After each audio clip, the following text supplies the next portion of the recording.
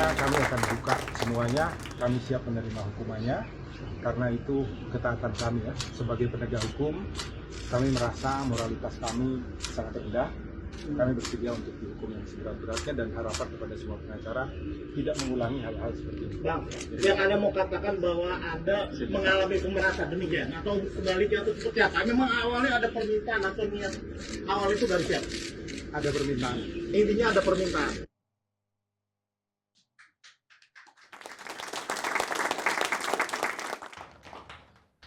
Pemirsa, kita bertemu kembali di Indonesia Lawyers Club. Malam ini kita akan membahas tema yang sebenarnya ini kabar duka bagi bangsa. Pertama kali Hakim Agung kena OTT KPK. Walaupun isu atau rumor tentang praktek di Mahkamah Agung mungkin udah puluhan tahun kita dengar. Tapi yang bisa tertangkap baru kali ini. Dan itu banyak apresiasi dari publik kepada KPK atas keberhasilan ini. 6 tahun yang lalu kami pernah mengangkat soal suap hakim ini. Tapi bukan hakim Mahkamah Agung, hakim Mahkamah Konstitusi. Waktu Pak Akil Mukhtar jadi kasus. Dan waktu itu kami beri judul robohnya mahkamah kita. Dan hari ini kami mengutip kata-kata pengacara tadi. Suap hakim sudah jadi tradisi. Sudah jadi tradisi. Dia bertanya di situ. Jadi bukan kalimat positif. Dan 6 tahun lalu itu Menko Polhukam sekarang Pak Mahfud memberikan pernyataan di ILC dan bisa saksikan videonya habis ini.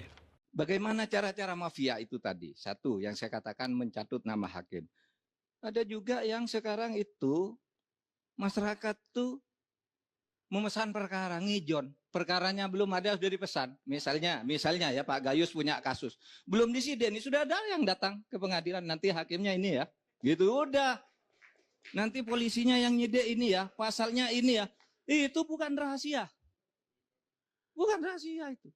Ini model-model mafia seperti ini masih berjalan, Pak Karni. Sehingga orang sekarang kalau punya kasus besar tidak mencari pengacara yang hebat, profesional dalam arti betul-betul hebat. Cari yang punya lobby politik. Pengacara yang tidak ngerti apa-apa tapi punya hubungan politik dengan penguasa, dengan partai, dengan DPR. Cari pengacara yang setengah-setengah badut aja. Tapi dia bisa. Dia profesional karena ilmu. Yang profesional karena ilmu hukumnya itu banyak yang tidak laku. Kalau tidak bisa lakukan gitu. Ini penyakit ini. Ini jantung Pak yang kena Pak.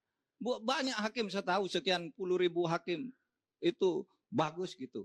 Tapi jantungnya yang hanya ada 5 atau 10 atau 20 atau 100 itu yang mematikan seluruh tubuh itu. Seperti kanker itu.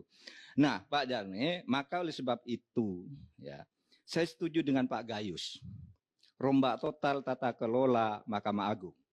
Ada beberapa cara. Di beberapa negara Eropa misalnya, ya itu ada lustrasi. Hakim Agung tuh diberhentikan aja semua. Dikocok ulang. Orang akan mengatakan, wah itu kan melanggar hak asasi. Tidak. Ada dalil yang lebih tinggi di atas konstitusi namanya salus populi suprema lex. Keselamatan rakyat, keselamatan negara itu lebih tinggi kedudukannya dari konstitusi. Kalau perlu konstitusi langgar untuk menyelamatkan negara. Itu dalil umum.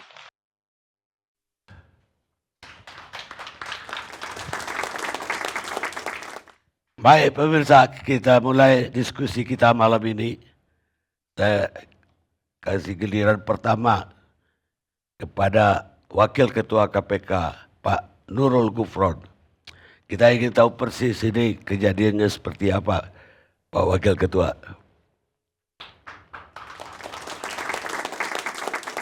Dari apanya Pak Karni? Dari peristiwa yang pertama kali terjadi ini, bagaimana peristiwanya terjadi? Jadi kalau peristiwa tangkap tangannya untuk ke Hakim Agung ini yang pertama. Tapi sesungguhnya sebelum ini penyidikan terhadap Mahkamah Agung sudah penyelidikan kepada Mahkamah Agung kami sudah banyak keluarkan. Tetapi kemudian yang terakhir ini yang ada hasilnya begitu. Kasusnya adalah sesungguhnya ada seorang ataupun kasusnya dari debitur dari sebuah koperasi inti dana. ide gitulah ya. Ide kemudian bersengketa dari tingkat pertama, banding dan kasasi. Nah, mulai kasasi ini yang kemudian sudah muncul sprinlidik. Nah, di tingkat sprinlidik kasasi ini kami belum menemukan, Pak. Kemudian menang juga di kasasi. Tapi kemudian lawannya itu PK. Untuk mempertahankan PK inilah kemudian di jalur yang ini, di jalur PK ini yang kemudian baru kami menemukan bahwa antara jadi menemukan di PK tapi kemudian membongkar kemudian bahwa di kasasi pun ada juga.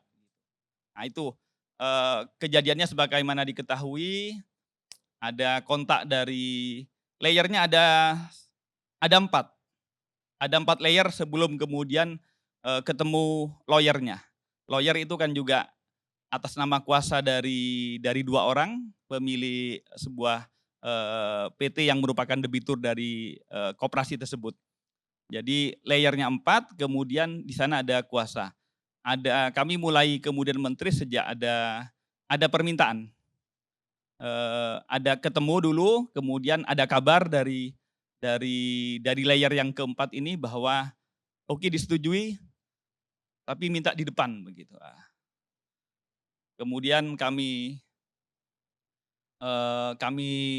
ikuti kejadiannya setelah terimanya di daerah Bekasi, di daerah Tambun. Kemudian yang bersangkutan sudah serah terima, kami ikuti sampai kemudian nyampe di rumahnya baru kami tangkap. Yang lawyernya pulang, tetapi semua komunikasi telah menunjukkan bahwa rantai ini sudah sampai begitu. Ya, ada 10 orang kalau nggak salah ya tertangkap. Ya, dari 2 swasta. Swastanya 2, lawyernya juga ada 2, kemudian rantainya ada 4. Baru kemudian ke yang bersangkutan, yang mulia. Ada panitera, ada ASN. Ya, rantainya ini. Ada panitranya, ASN-nya ada lapis 3. Ini ASN ini tugasnya apa di Mahkamah Agung? Kita belum ke tugas utamanya ya, tapi yang kami konstruksi adalah posisinya adalah layer-layer. Jadi dari pembuka ke kunci baru ke panitera, baru ke yang bersangkutan. Katanya Pak Hakim Agungnya sampai ketika ditangkap membantah bahwa dia tahu serah terima uang ini kepada stafnya. Ya, tentang pembuktian nanti kita di depan sidang saja. Setiap tersangka jarang memang yang kemudian mengakui, kecuali sebagaimana dilihat kita tadi, lawyernya bahwa kemudian mengaku dan merasa diperas. Nah, seandainya yang bersangkutan ngomong sebelum ditangkap, bisa kami konstruksi sebagai pemerasan. Dan juga yang mengagetkan dia bersedia dihukum seberat-beratnya. Baru sekali ini kita dengar tersangka bersedia dihukum seberat-beratnya. Biasanya seringan-ringannya. Ya mudah-mudahan sekali lagi ini kan hanya bagi kita semua, tidak dianggap sebagai sebuah case yang personal, yang kasuistis. Kita memandangnya mohon kemudian lebih makro ya. Karena kami bukan hanya di tingkat Mahkamah Agung, Di Surabaya kemarin kami di tingkat PN, di tempat lain juga ada di PN. Sebagaimana disampaikan Pak Mahfud di 7 tahun yang lalu, sepertinya memang paket-paket itu sudah ada. Ketika mau maju, sudah mesan dulu, kemudian oh ini tim majelisnya, nah, yang begitu-begitu sudah masih berlaku. Begitupun di kasus ini. Tapi kalau pertanyaan saya, ini kan laten Pak. Dari zaman dulu kita udah mendengar sebenarnya. Walaupun belum ada yang terungkap seperti ini. Apa alangannya dulu itu nggak ada bisa tidak bisa tersentuh oleh KPK? Karena memang ya semakin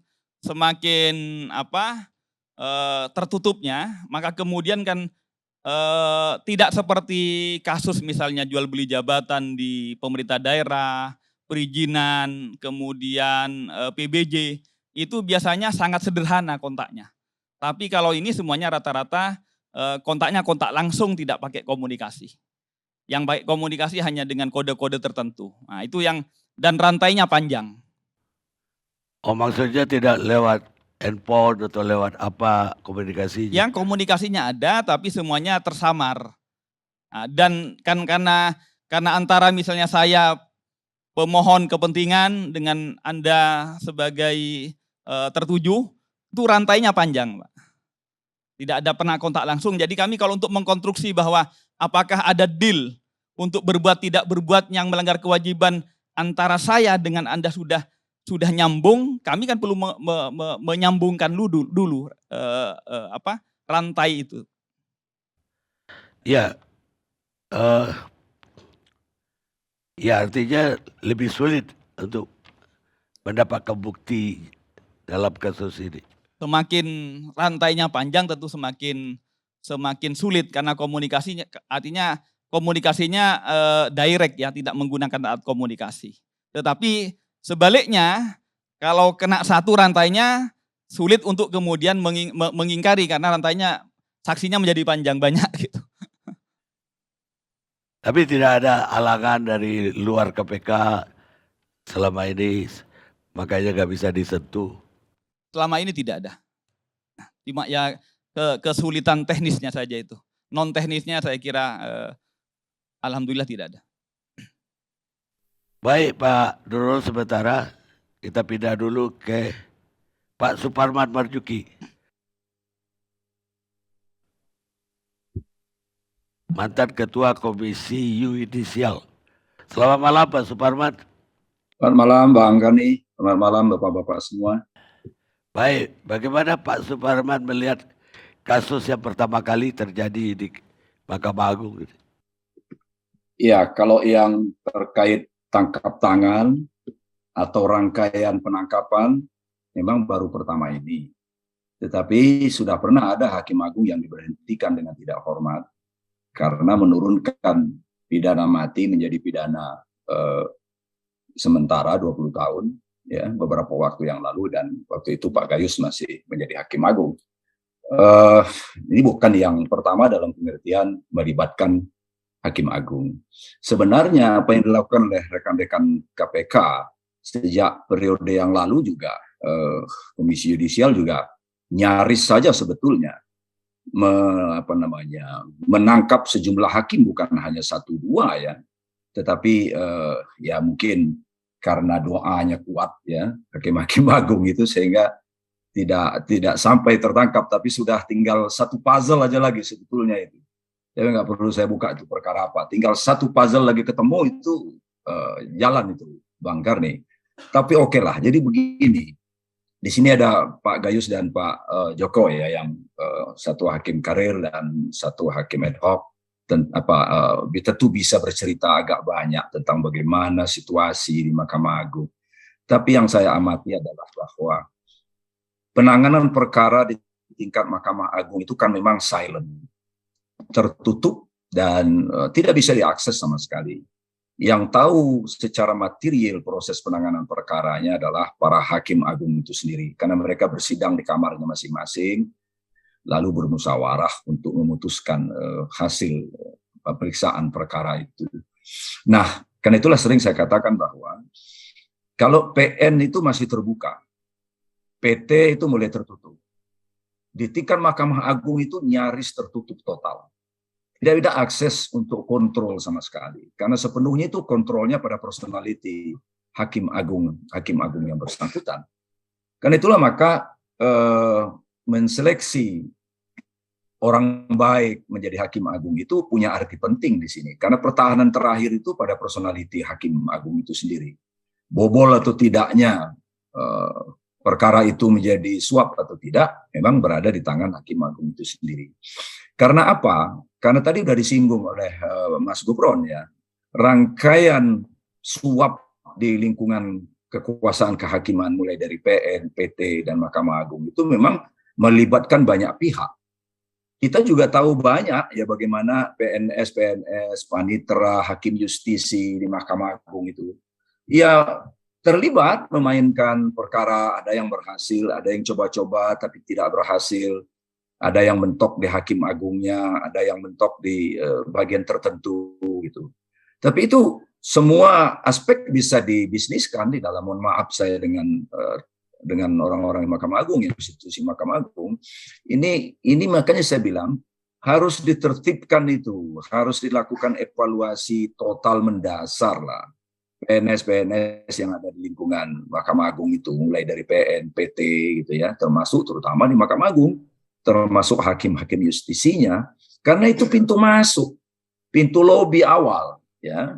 Dan ada di antara PNS itu yang istilah banyak orang nembak di atas kuda, ngintip hasil musyawarah hakim sebelum diumumkan di website putusannya itu, dia sudah tahu, lalu menghubungi pihak-pihak dan mengatakan hasil perjuangan kami, lobby kami ke hakim yang bersangkutan, perkara Anda menang. Memang menang objektif, bukan karena dilobi oleh yang bersangkutan. Nah ini yang saya bilang, penembak di atas kuda ini banyak di semua level. Ya, kapan perkara Anda akan disidangkan oleh hakim apa, paniteranya siapa, bisa diorder kok. Mari fair sajalah, nggak usah teman-teman di institusi Mahkamah Agung itu tidak perlu berpikir bahwa kalau mengungkap keburukan itu akan menimbulkan keburukan institusi itu. Jangan terbalik berpikirnya. Mengungkap keburukan di institusi dan membuang orang-orang yang nggak benar itu justru akan menaikkan derajat dignity dari institusi itu. Ini cara pandangnya yang keliru kadang-kadang. Di semua institusi kita begitu. Ya entah di kepolisian, entah di kejaksaan, semua saja. Asal kita memberi sanksi lalu mengumumkan yang melakukan kejahatan suap itu dianggap merendahkan, akan merusak citra institusi. Menurut saya ini salah cara pandangnya. Buka saja, umumkan saja ke publik. Ya, nggak perlu ragu-ragu. Oleh karena itu, Bang Karni, rangkaian suap di semua level pengadilan itu sudah complicated. Ya, nggak hanya melibatkan hakim-hakim yang nggak punya martabat, tapi juga melibatkan para pegawai negeri sipil yang ada di sekitarnya itu. Jadi kalau teman-teman KPK memang mau mengendusnya itu sebetulnya ya seperti tadi Mas Gufron bilang sudah banyak yang coba ditelisik. Tapi ya ini yang baru diungkap. Saya kira itu pandangan saya sementara, Bang Kani. Terima kasih. Tadi dibilang bahwa ini salah satu penyebabnya adalah sangat tertutup proses di Mahkamah Agung. Artinya tidak terbuka ke publik seperti pengadilan negeri, bahkan pengadilan tinggi pun ini lebih tertutup lagi. Ini salah di undang-undangnya atau ada peraturan yang membuat bahwa dia nggak boleh diintip apa yang dia lakukan hakim-hakim agung tersebut? Iya, kan selain undang-undang kekuasaan kehakiman, undang-undang Mahkamah Agung, undang-undang peradilan umum, itu kan ada perma. Ada perma, ada sema. Kadang-kadang perma dan sema yang dibikin itu mereduksi undang-undang. Sejauh yang saya baca, nanti bisa dikoreksi oleh Pak Gayus dan Pak Joko ya. Sejauh yang saya baca dalam undang-undang, tidak ada ketentuan sidang kasasi atau sidang PK itu tertutup. Di dalam undang-undang, saya nggak tahu kalau di perma atau di sema. Dibuka kenapa sih? Gitu. Dulu ada pernah persidangan Pak Akbar Tanjung dulu itu dibuka tuh. siaran langsung. Saya kira ini salah satu jalan untuk meyakinkan publik sekaligus menunjukkan bahwa Mahkamah Agung ini berubah gitu ya. Apa sulitnya dikontrol? Karena nanti toh putusan akhirnya sepenuhnya di tangan para hakim yang mulia itu. Tapi paling tidak proses persidangannya itu bisa didengar, bisa dilihat secara objektif apa pandangan-pandangan hakim itu terhadap perkara yang bersangkutan. Sebagaimana di PN. Di PN kan sudah dari awal sudah kita bisa cermati arah perkara, bahkan hakim yang bertanya agak miring-miring pun kita sudah bisa perkirakan kemana nih kecenderungannya. Ya, bahasa tubuh hakim DPN pun udah kita baca ini kemana kecenderungannya gitu. Jadi dia memeriksa perkara itu bisa lebih diikuti oleh para pihak karena wilayahnya sangat tertutup. Kita tidak pernah tahu apa yang terjadi. Apalagi perkara perdata. Perkara perdata itu perkara yang ya sumir, yang abu-abu. Pidana aja nih Pak Jaka dipidana, Pak Gayus ini dulu juga banyak dipidana. Tahu betul dua beliau ini. Tapi di perdata itu memang perkara yang agak wilayah gelapnya banyak Bang Karni ya. Wilayah gelapnya banyak karena pembuktian formil, bukan pembuktian material. Kalau di pidana itu agak lebih rumit urusannya. Tapi kalau di perkara-perkara perdata ini wilayah yang menurut saya adalah wilayah perkara yang banyak abu-abunya. Begitu Bang Karni. Kalau lah begitu halnya, ada SEMA, ada PERMA. Pertanyaan saya, kenapa Pak Suparman waktu jadi Komisi Yudisial tidak judicial review kan PERMA dan SEMA tersebut? Iya, saya kira kalau itu sebagai satu kesalahan, mungkin satu kesalahan periode saya ya. Tetapi begini, Mahkamah Agung itu ya memang sangat protektif. Dia sangat defensif banget gitu loh terhadap kontrol eksternal. Salah satu yang kita berbeda keras adalah mengenai putusan. Bagi teman-teman di Mahkamah Agung, independensi hakim itu totalitas. Mereka sering menyebutnya sebagai mahkotanya hakim. Ya secara konsep setuju, tapi implementasinya yang saya pahami dan di dalam Undang-Undang Komisi Yudisial yang disebut dengan independensi itu wilayahnya adalah saat hakim memeriksa, mengadili, dan memutus perkara.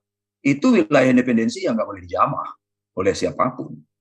Tetapi kalau dia sudah menjadi putusan, ya ia menjadi konsumsi publik. Boleh dieksaminasi, boleh diperiksa. Nah, kita menemukan Bang Gani di dalam putusan-putusan itu ada pertimbangan-pertimbangan yang dilaporkan oleh para pihak. Memang ya ganjil pertimbangannya. Antara amar dan pertimbangan sekarang nggak nyambung. Ya. Lalu ada perkara sangat serius, pertimbangannya ya kadang-kadang ya 3-4 halaman di Hakim PN, Hakim PT itu ya. Nah, kita mendengarai ini ada sesuatu yang tidak benar dalam prosesnya. Tapi oleh Mahkamah Agung selalu ditolak bahwa KY nggak bisa masuk ke situ. Ini wilayah independensi. Sehingga selalu ditolak rekomendasinya. Meskipun kami juga tahu bahwa Mahkamah Agung diam-diam ya juga melihat pertimbangan ini dan memberikan sanksi pada hakim yang bersangkutan dalam bentuk demosi atau rencana pengangkatannya sebagai kepala pengadilan negeri ditunda karena mereka mendengarai putusan ini ada sesuatu di belakang itu. Menurut saya ini nggak fair, ya. Mari fair sajalah. Kalau memang putusan itu masalah, sesuatu yang bisa dilihat, ya buka saja, ya. Kalau enggak, ya mari konsisten. Nah, dalam perjalanan itu salah satu ruang pintu masuk untuk melihat ada tidaknya ketidakberesan dalam satu proses, memang di putusan Bang Karni. Tapi kan kita nggak bisa masuk selama ini, selalu terhalang ya, tidak boleh disoal. Padahal kita katakan, kayak itu tidak bisa merubah, kalimat saja tidak bisa dirubah. Apalagi putusannya, karena itu bisa dirubah oleh upaya hukum. Tapi pertanggungjawaban profesionalnya atas produk kekuasaannya, yaitu putusan itu harus bisa dimintai pertanggungjawaban dong. Kan begitu. Kan itu kan produk kekuasaannya. Hakim PN, Hakim PT, Hakim Agung, produk kekuasaannya itu putusannya. Produk kekuasaan jaksa itu dakwaannya. Produk kekuasaan lawyer itu ya pada pledoinya, pada pembelaannya, pada opini hukumnya. Harus bisa dimintai pertanggungjawaban etiknya begitu. Tapi ya sekali lagi itu jadi problem selama ini yang sampai sekarang menurut saya menjadi masalah. Baik Pak Suparman, terima kasih sudah bergabung bersama kami. Terima kasih Bang Karni. Sampai ketemu. Sampai ketemu. Terima kasih. Ya, mohon maaf. Sekarang saya ke mantan Hakim MA Pak Profesor Gayus Lumbun. Terima kasih Pak Karni. Tadi cukup jelas juga tayangan masa lalu yang pernah dicuatkan oleh ILC Pak Mahfud, mengatakan berbagai hal yang saya akan ulang pada malam hari ini.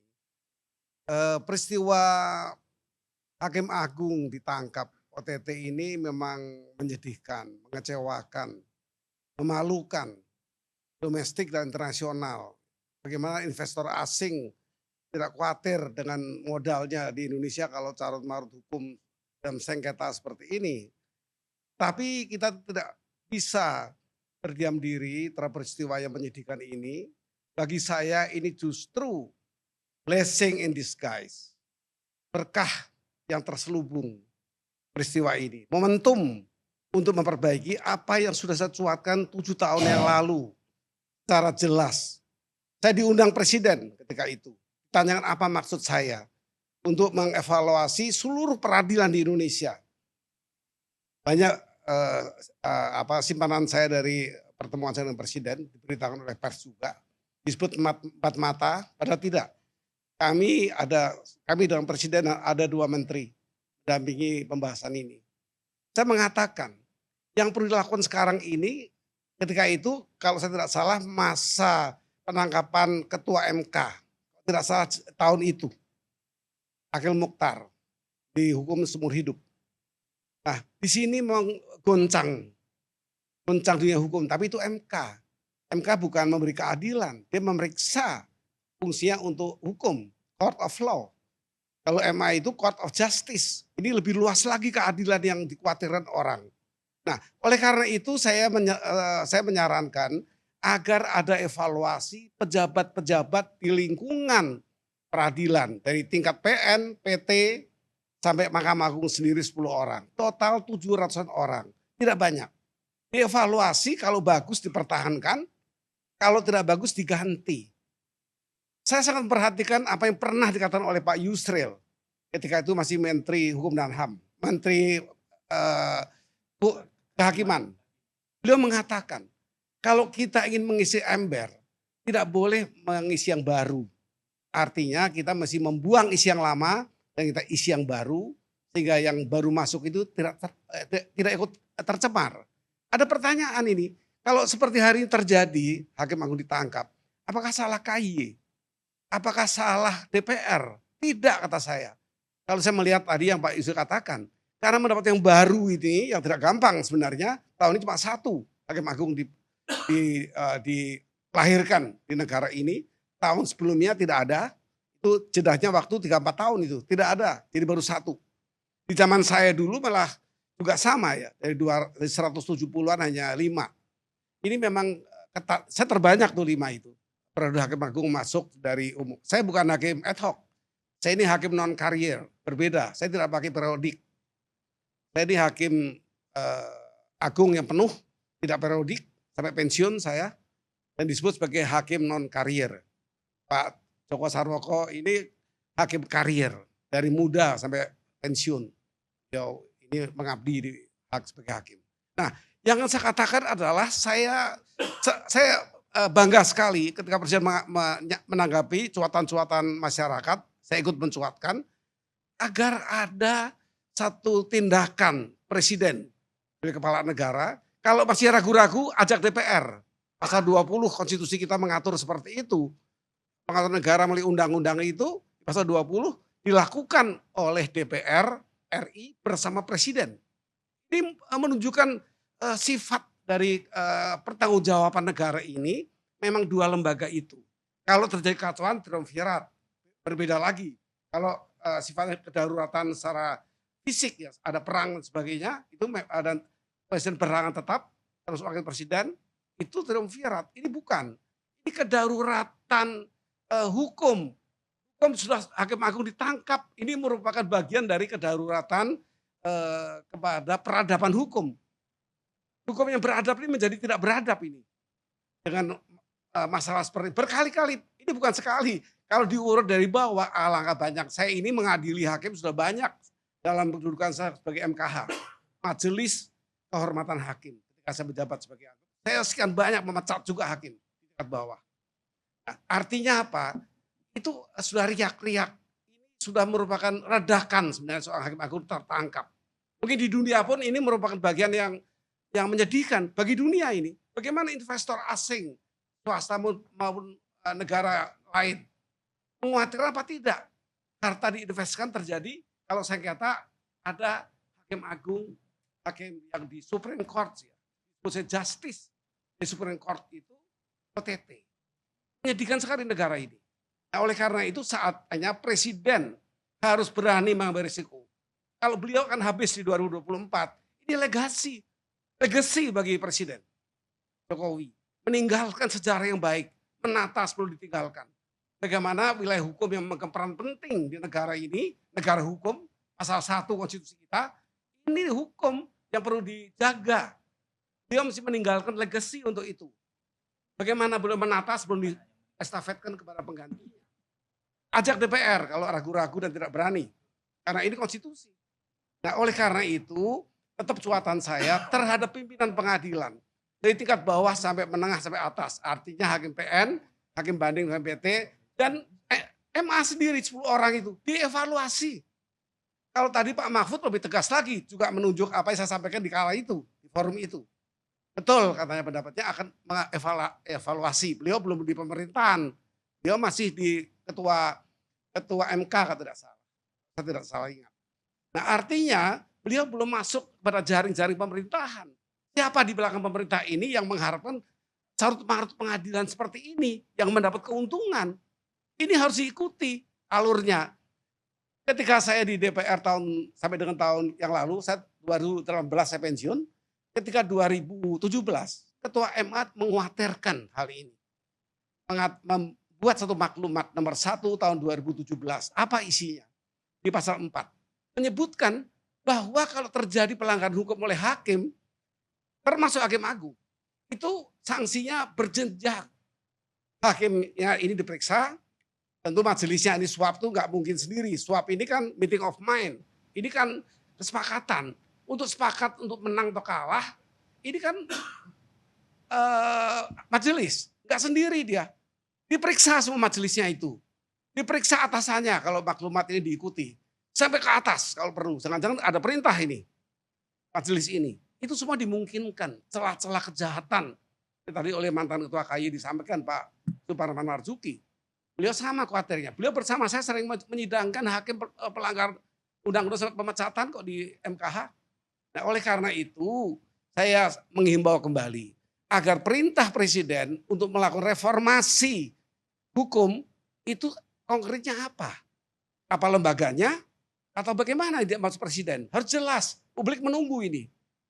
Perintah apa ya yang disebut sebagai reformasi? Banyak reformasi. 98 gitu mereformasi negara ini Pak SBY. Nah ini apa Pak Jokowi? Jenis reformasinya. Saya tetap mengharapkan agar ada evaluasi di semua pimpinan pengadilan, di semua tingkatan. Di PN ini kira-kira ada 600-an hakim dari ketua dan wakil ketua.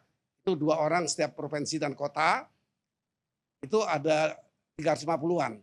Kemudian di tingkat provinsi yang tinggi itu ada 2 kali 35 lah maksimal, 70 orang, MA 10 orang, tidak banyak. Waktunya pun saya bisa prediksi karena saya juga tahu kriteria apa yang akan diteskan nanti. Saya sangat tahu. 2 hal yang penting adalah track record selama jabatan yang bersangkutan untuk dinaikkan pangkatnya di TPM. Ini mungkin nanti Pak Joko bisa menjelaskan lebih rinci lagi sebagai pimpinan Mahkamah Agung. mantan pimpinan maksud saya. Nah, oleh karena itu saya dengan tegas menghimbau kembali, mari kita peduli, mari kita memperhatikan situasi keadaan yang sangat rumit. Negara hukum, pasal 1 Undang Konstitusi menempatkan negara ini, tetapi hukumnya menurun, bahkan kalau saya bilang ini krisis peradaban. Saya dengan kata-kata kasar ini, krisis peradaban hukum. Ini harus dicermati dengan baik, dan himbauan saya dengan usulan-usulan tadi semoga didengarkan oleh Presiden. Kalau tidak berani lebih tegas sendiri, minta tolong DPR. Itu konstitusi DPR pasal 20. Terima kasih Pak Karni.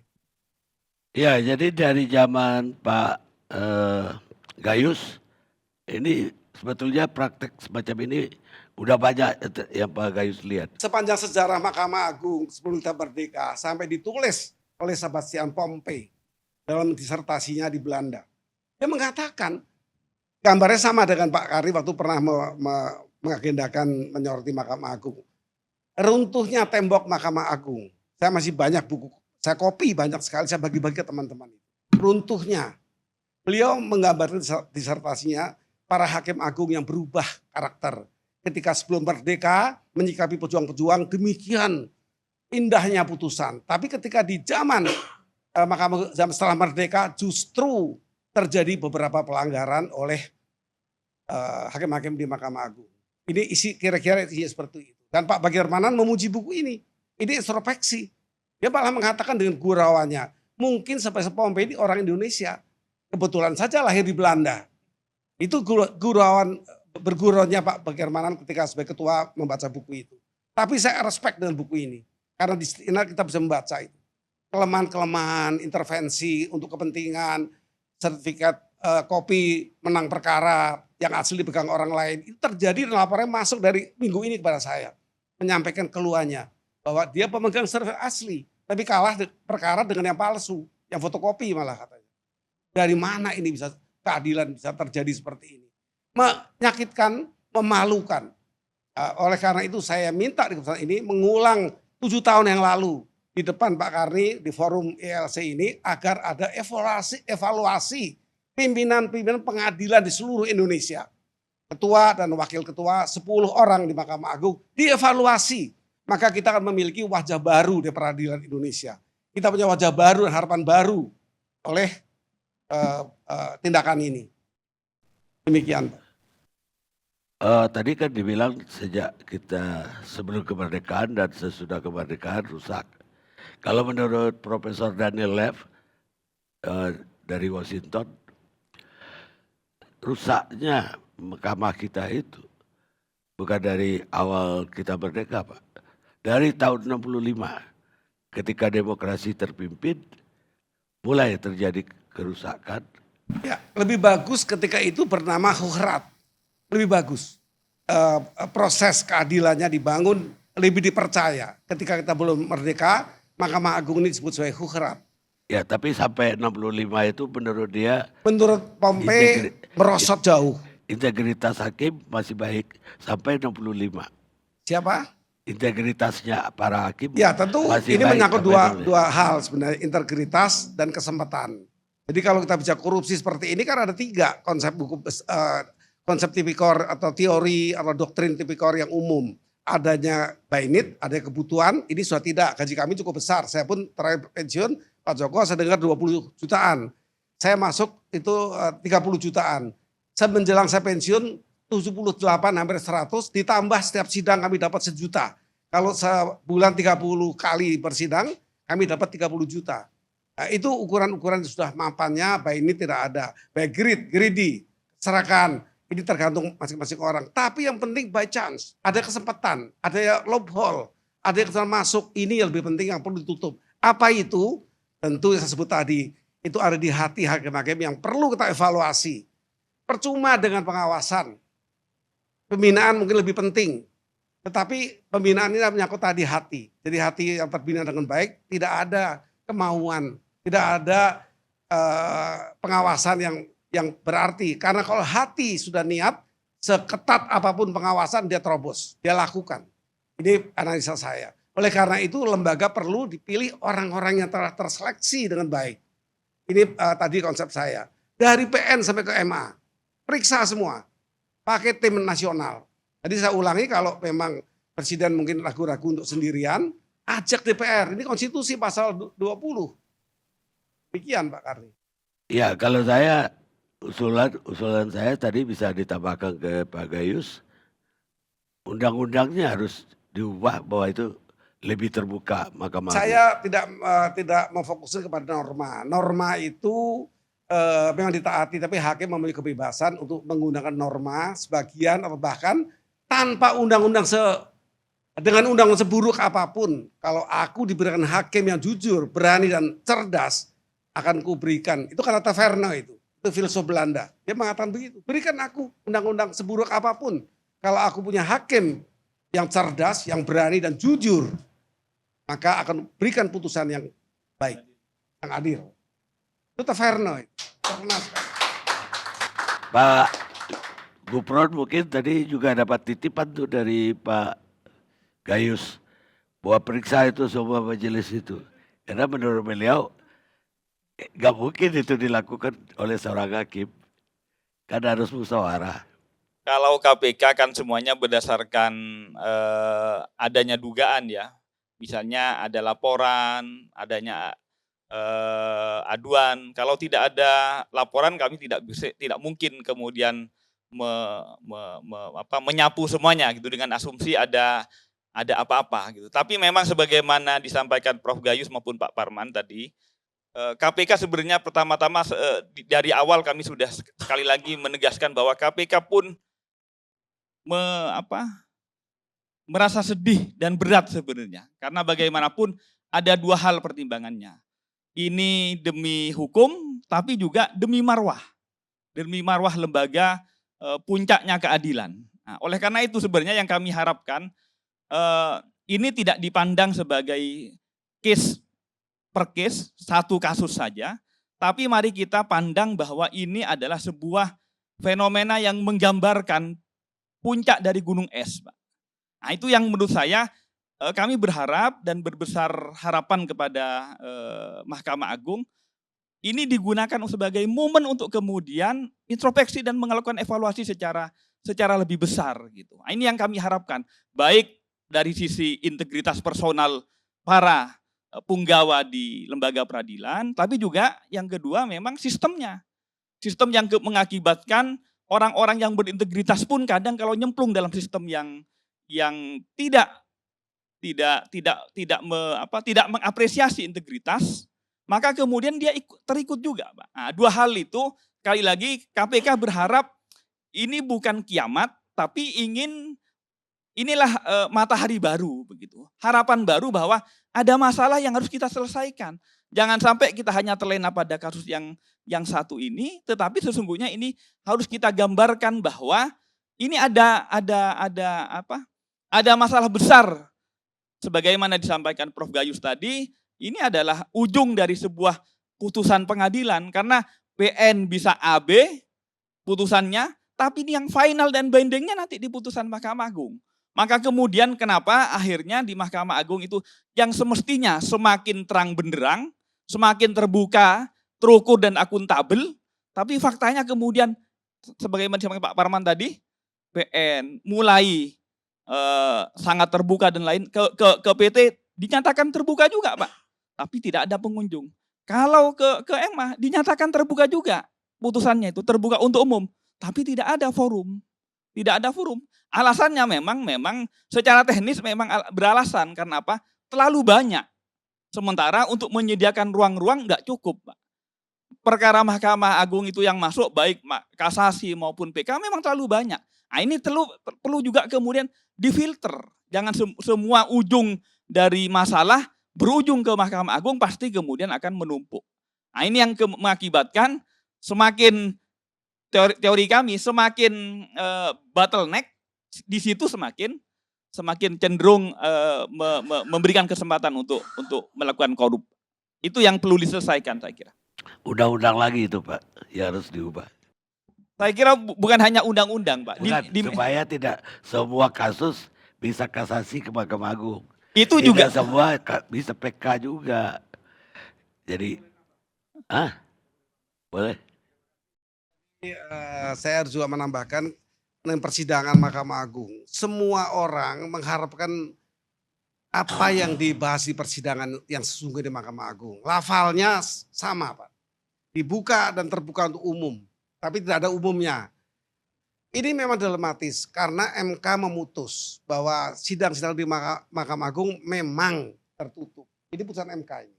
Nah, kemudian ditambah apabila untuk kepentingan khusus maka dibolehkan terbuka. Nah, sidang Jadi prinsipnya tertutup. kecuali terbuka. Ya, kecuali diperlukan untuk terbuka. Dan digunakan pernah satu kali, mungkin Pak Joko Sarwoko masih ingat, kasus Bulog itu terbuka waktu itu.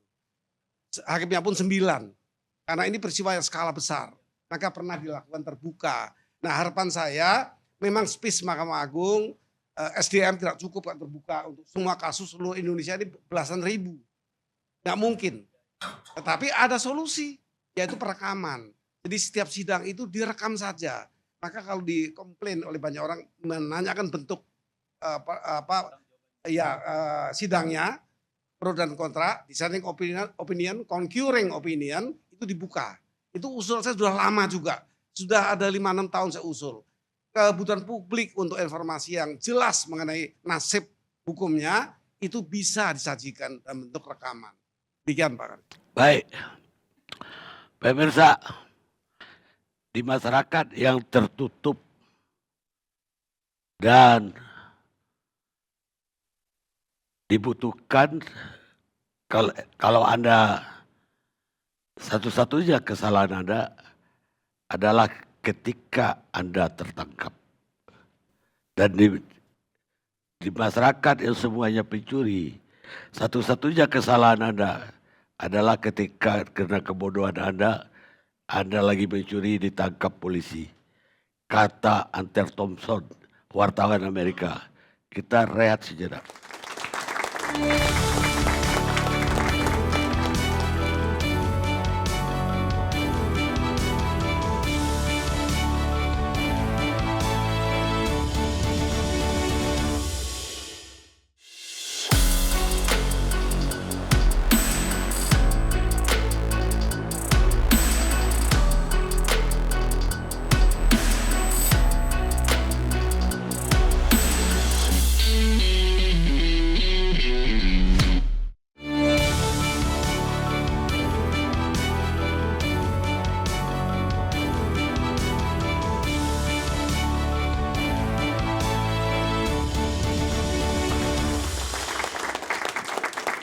Pemirsa, kita lanjutkan diskusi kita. Sekarang saya mau pindah ke Pak Saud Situmorang, mantan Wakil Ketua KPK.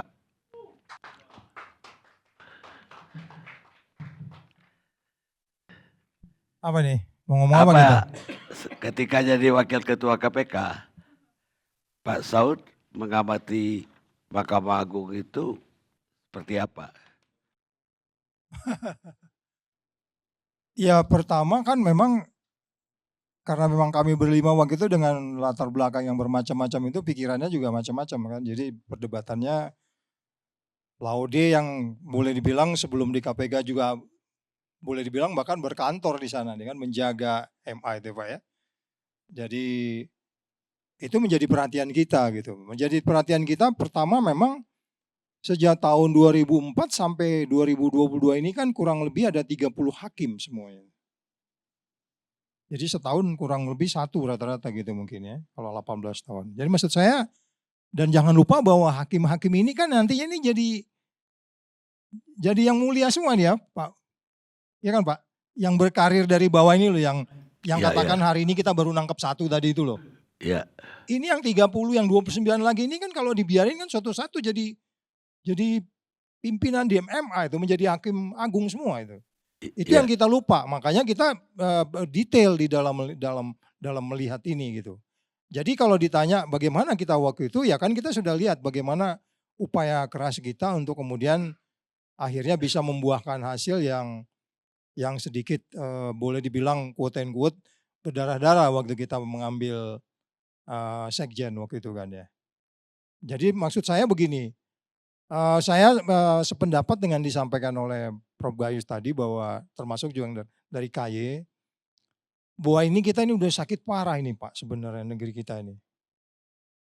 Saya nggak bisa mengatakan bahwa apa-apa yang kita sudah lakukan selidiki tapi nggak ketemu. Beliau aja tadi nyampaikan, ini di kasus ini sprint lead-nya banyak tuh, tapi yang baru ketemu 1. Begitu Pak Gufron kan? Sama yang sebelumnya juga begitu. Karena memang soal kehati-hatian, terus kemudian kita juga pada bagian lain tidak boleh abuse. Artinya kalau memang 2 bukti ya kita nggak ragu di situ gitu. Persoalannya adalah kalau pertanyaannya ini mau dibiarkan seperti ini aja atau kita ini kan kesannya begitu. Ini kita biarkan itu mengalir seperti apa adanya, seperti Pak Gufron bilang tadi, kayak nggak ada masalah gitu di MA itu. Ya kan? Jangan-jangan nanti Pak Karni juga selesai ini kita udah selesai gitu. Udah nonton di YouTube, kita lupa. Omongan yang sama keluar lagi tuh yang disampaikan oleh Pak Mahfud tahun berapa itu? 6 tahun lalu. 6 tahun yang lalu. Karena memang dari tahun ke tahun masih ada paling nggak target 1-2 yang menjadi target, yang menjadi TSK gitu. Jadi sekali lagi kalau Pak Karni mau nanya apa, kita mau buat apa gitu kira-kira? Iyalah, tapi sebelumnya komentar saya ya harus mendasar memperbaikinya. Kalau mau diperbaiki, seperti yang diusulkan Pak Gayus tadi, dievaluasi semua kalau perlu. Oh iya kan kemarin kita debat di TV tetangga kan, KY minta ini, kalau bisa nyadepin hakim semua. Ya kan, saya debat sama Pak Gayus, Pak Gayus ini bukan pro justisia tuh KY. Enggak Pak Saud, itu Intel gimana kok bisa nyadap? Ya nanti kita lihatlah undang-undang penyadapannya. Jadi maksud saya memang banyak harus dirubah Pak.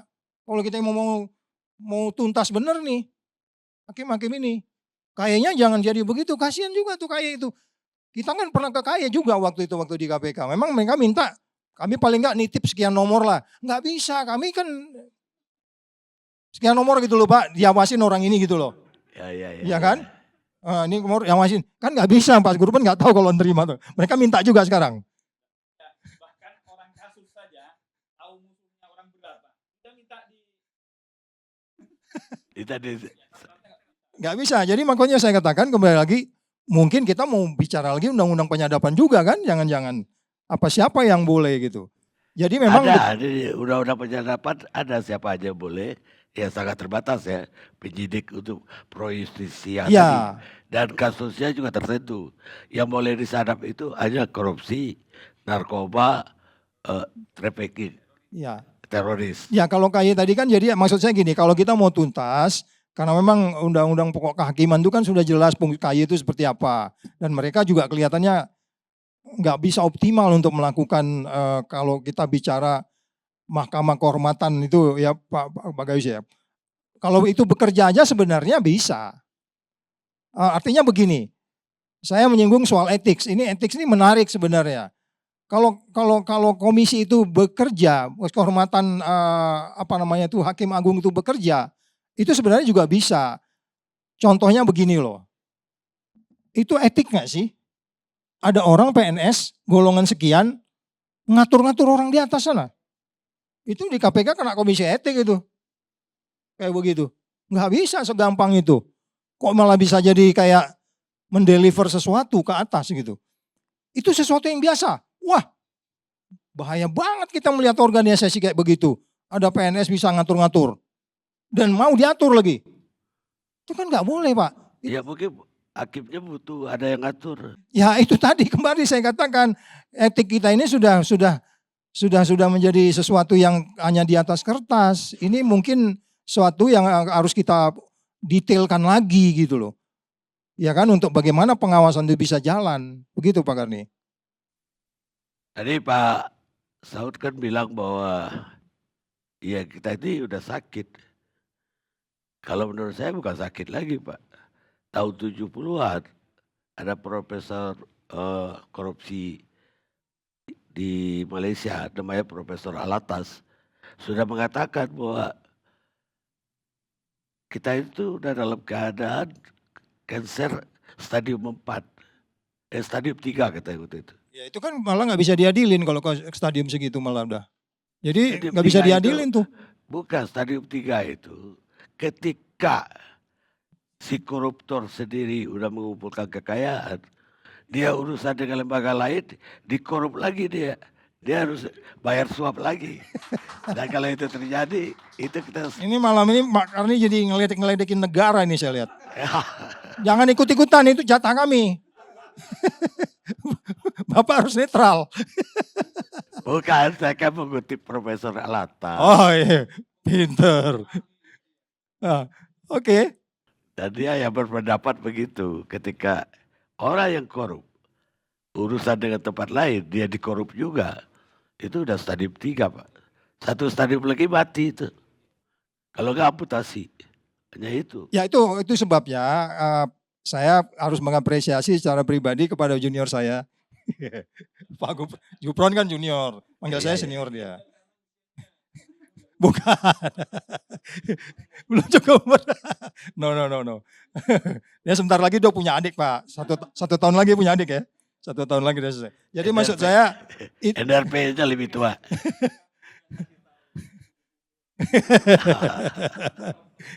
Ya. Jadi sekali lagi kita ulangi bahwa apa yang terjadi saat ini itu terjadi 2004. Saya ngitung tadi 30 mulai dari 2004 loh Pak. 2004. 2004 sampai 2002 itu 30 lebih hakim.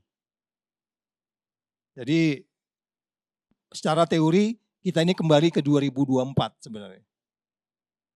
2004. Yang menurut saya kalau minjem karena memang HD by day Pak Gayus yang sudah berada di sana dia tahu betul medannya seperti apa.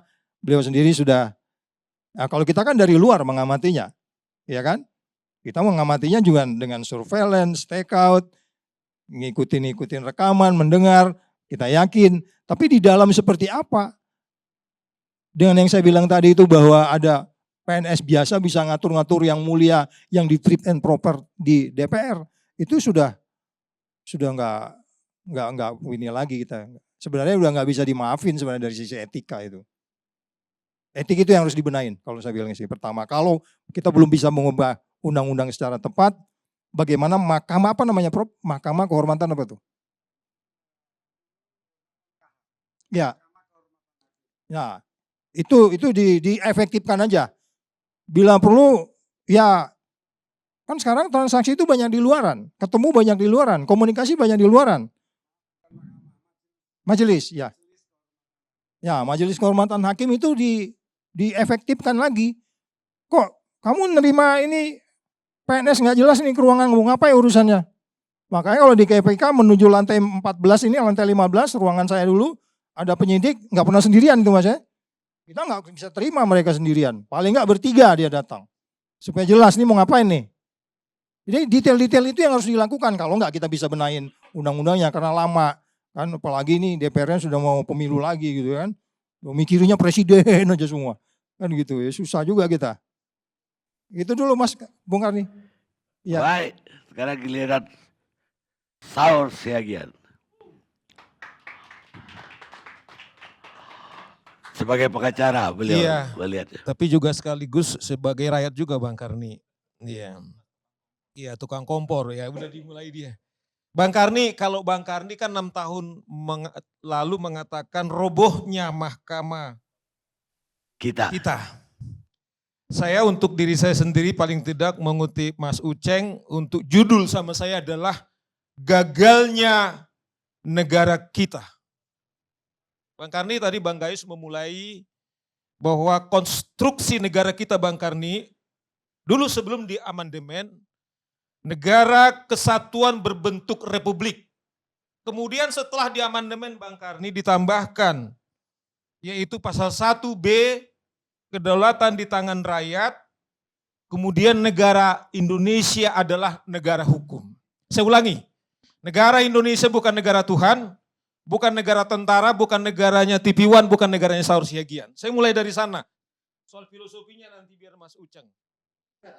Maksud saya Bang Karni, kita baru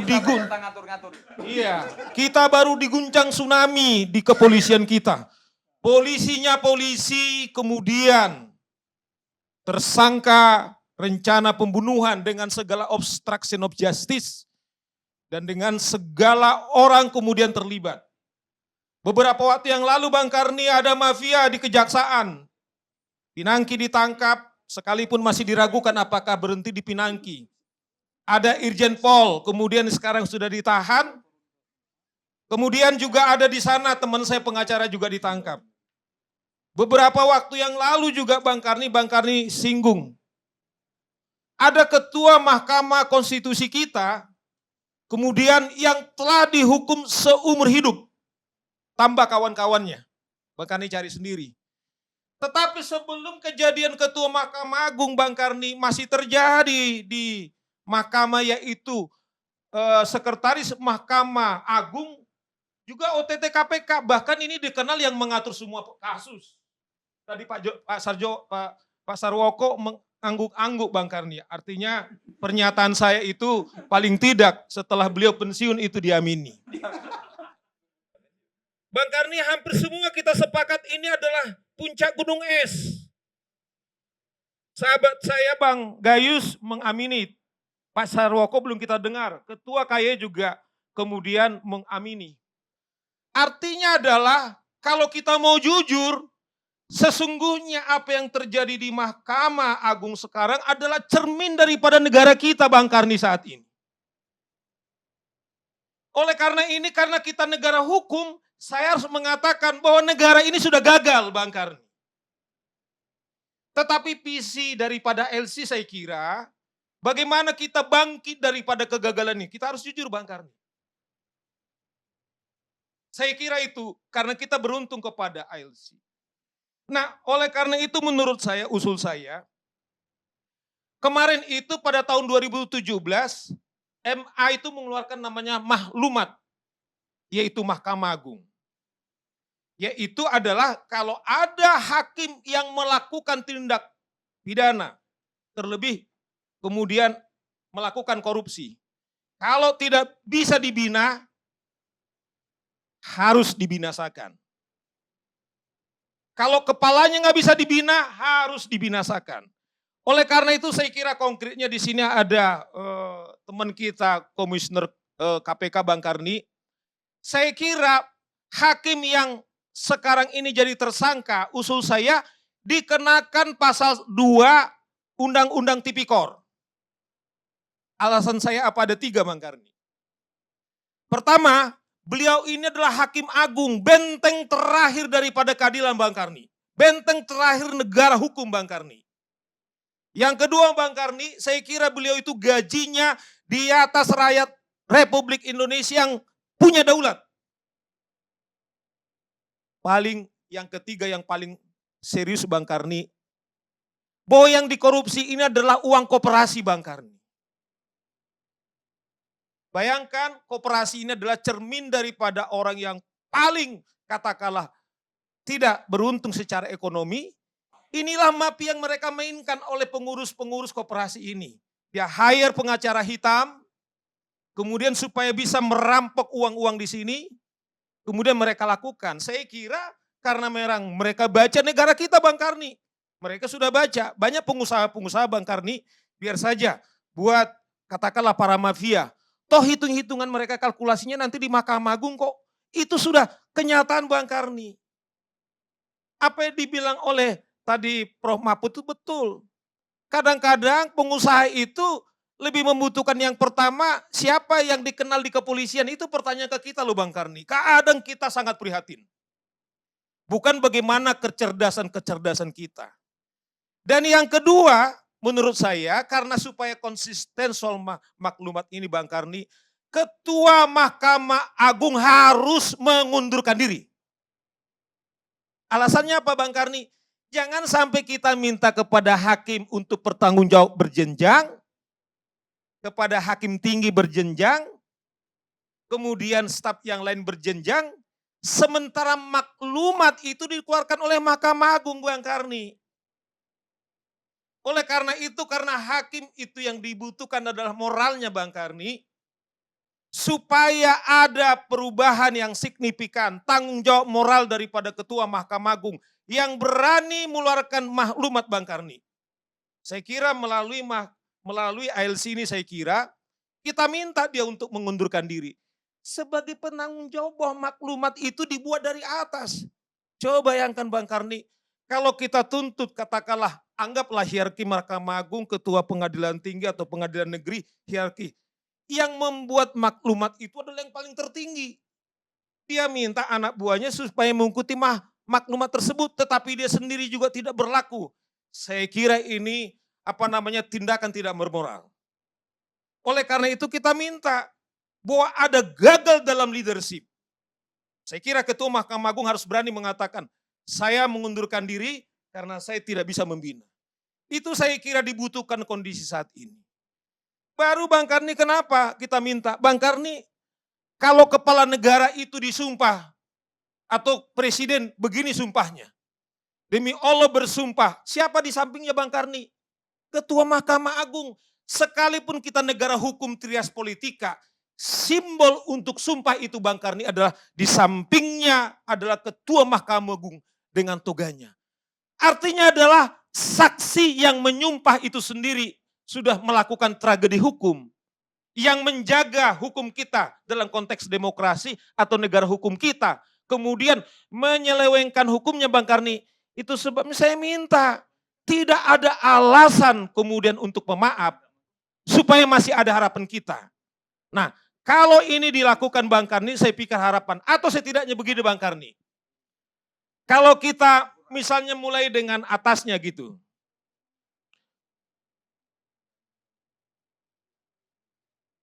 Pak Gupron ada yang mungkin mau ditanyakan bisa Pak? Supaya, karena ada sesuatu yang penting. Atau gini Bang Karni. Kita buat aja, karena ini kan sudah darurat Bang Karni. Usul saya hakim-hakim agung kalau tadi Pak Gayus mengatakan seluruh pimpinan-pimpinan ke pengadilan misalnya diganti, terlalu susah kosnya. Tetapi yang kita bicarakan sekarang ini kan soal role model, soal keteladanan. Kalau menurut saya Bang Gayus, kita mulai ganti semua pimpinan Mahkamah Agung. Pak Joko Sarwoko Pak, menurut saya Pak. Atau ganti semua hakim agungnya Bang Karni. Kalau tidak kita, usul saya Bang Gayus pernah mengatakan pimpinan semua pengadilan atau hakim-hakimnya mungkin terlalu susah. Tetap usul saya konkret Bang Karni, tinggal dicari payung hukumnya nanti tanya Pak Uceng. Ganti semua pimpinan Mahkamah Agung karena hakim agungnya juga, sekretaris Mahkamah Agung beberapa waktu yang lalu juga sudah bermasalah yang disebut mengatur masalah, sama ganti hakim agungnya Bang Karni. Atau setidaknya begini Bang Karni, karena soal moral, Bang Gayus tadi bilang, sehebat-hebat apapun peraturan kita, kalau moralnya sudah rusak, saya kira susah juga. Tetapi setidaknya simboliknya gini Bang Karni. Kita minta hakim agung ini datang ke kuburan, ini saya serius loh, ini bukan canda, minta maaf. Ya, kemudian berjanji di sana Bang Karni, sebagai simbolik loh Pak Joko Sarwoko. Mereka kemudian membuat sumpah lagi Bang Karni di kuburan. Kenapa kuburan Bang Karni? Saya bayangkan hakim agung itu pasti di atas saya lah, atau setidaknya usia saya lah Pak Sarwoko. Setidaknya mereka tahu bahwa mereka tidak lama lagi. Sama dengan saya Bang Karni. Bang Karni jangan ketawa Pak, saya serius Bang Karni. Ya, ini Gubron mau interupsi. Itu pernah KPK, jadi sebelum sampai ditangkap tangan ini, KPK itu ada namanya program paku integritas. Ya. Kepada sebuah pejabat kementerian lembaga termasuk Mahkamah Agung. KPK itu kemudian melakukan insensi integritas. Di sesi itu selain bicara tentang moralitas, keagamaan, ketuhanan, bahkan oleh KPK diajak ke dalam tahanan KPK. Masing-masing 1-3 menit kami kunci untuk berkontemplasi. Sudah begitu harapannya supaya ini yang pertama dan terakhir gitu. Kami berharap begitu. Iya, berarti kan gagal Bang Karni. Artinya penjara mungkin perlu ke kuburan gitu. Iya. Jadi maksud saya kan gini loh, dari negara, dari robohnya Mahkamah Konstitusi kita. Oh, enggak, itu soal teknis, enggak soal teknis ya Bang Mas Uceng. Saya ini serius Bang Karni. Artinya kan seperti Pak Gupron, ternyata logik saya itu sudah dicoba. Kalau kesel ternyata enggak cukup Bang Karni. Karena dugaan saya kalau dia tahu dia akan mati, dia berhitung 10 kali lipat untuk membanggakan hasil korupsinya. Misalnya dia gajinya kan udah 100 juta Bang Karni. Saya bayangkan dia akan berulang 1000 kali. Artinya adalah yang hakim agung sekarang ini minta maaf melalui Pak Sarwoko sama Bang Gayus. Tidak ada kebencian saya Pak, tidak. Cuman kita merasa dikhianati luar biasa. Tambah setelah itu kemudian mereka tidak diganti oleh presiden, cari nanti Pak Uceng dasarnya apa. Sehingga menurut saya ini ada harapan kita Bang Karni. Ya karena kan ahlinya dia, alat tata negaranya dia. Itu kan soal cari formalitas. Iya, soal dasar hukum. Nah dengan demikian Bang Karni, tema ILC yang 6 tahun yang lalu, robohnya mahkamah kita. Tetapi Saur Siagian mengatakan, udah roboh negara Republik ini sebagai negara hukum loh Pak. Sebagai negara hukum. Siapa berani berdebat dengan saya? Sebagai negara hukum Bang Karni, bukan negara tentara, bukan negara Tuhan saya bilang. Udah roboh. Saya tadi kan beberapa contoh, Ferdi Sambo, polisinya polisi, jaksa, teman kami pengacara. Apalagi yang kita harapkan. Nah oleh karena itu Bang Karni menurut saya, supaya visi daripada ALC. Di sini ada Mas Gupron. Mas, saya tantang Mas. Pasal 2 ayat 2 dipakai. Karena apa? Ini lebih daripada bencana alam. Ini bencana kemanusiaan. Kalau bencana alam itu pasif. Tapi bencana yang dilakukan oleh Hakim Agung. Itu terstruktur melibatkan semua staf dari jenjang 4. Kemudian kita tidak tahu. Coba periksa Ketua Mahkamah Agungnya. Sehingga dengan demikian Bang Karni, harapan kita supaya negara hukum kita ini kembali, itu harapan kita. Tetapi kalau Pak Gupron juga tidak berani karena Ketua Mahkamah Konstitusi kan hanya seumur hidup Bang Karni. Sehingga dengan hukuman mati, nah saya bayangkan karena dia akan segera mati, dugaan saya Pak Saud belum tentu sepaham dengan saya hukuman mati, tetapi maksud saya itu akan mengingatkan dan akan berpikir sehingga negara hukum kita yang mati bangkit lagi Bang Karni. Itu menurut saya Bang Karni. Terima kasih Bang Karni.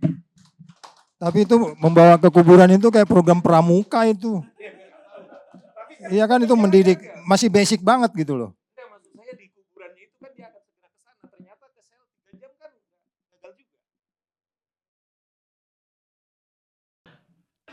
Pemirsa, kekuasaan tidak pernah mengkorup orang.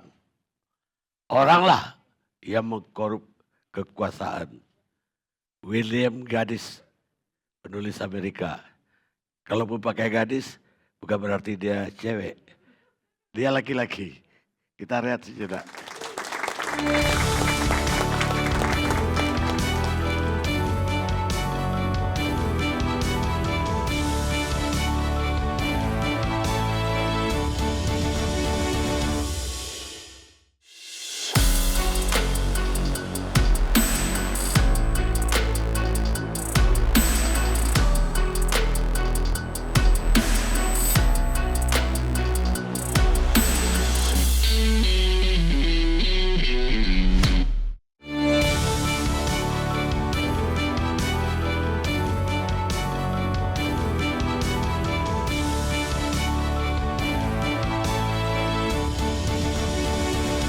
Pemirsa, kita sampai di penghujung acara.